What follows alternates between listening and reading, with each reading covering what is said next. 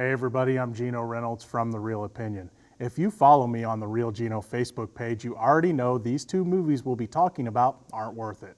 For those that don't, let's get this over with.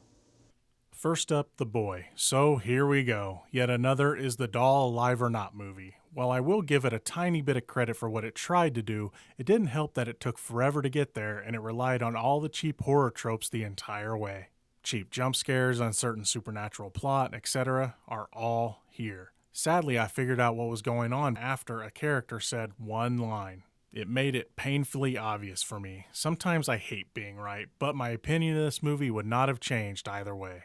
The build-up was just plain boring. A lot of the movie just had Lauren Cohen walking around a house trying to look scared, which is why I'm sure fans of The Walking Dead will be a little more forgiving of this movie than I am. Deep down, there is nothing really new, interesting, surprising, or exciting to see here.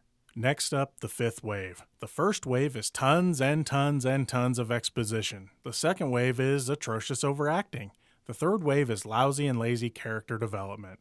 The fourth wave is the multiple obvious plot twists. The fifth wave was that this was every bit the nightmare YA trope fest I thought it was going to be and worse. There is a world crisis and for some reason kids are the only ones that can stop it. There is a lousy love story plus the possibility of a love triangle. There is a plot twist that is horribly obvious and only our young ones know about it.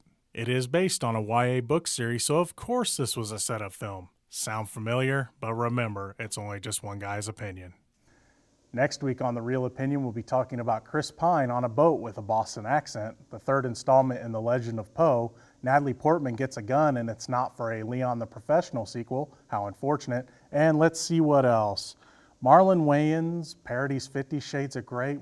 Wait, how do you parody something that's already a joke? I guess we'll find out next week. Until next time, I'm Geno Reynolds from The Real Opinion.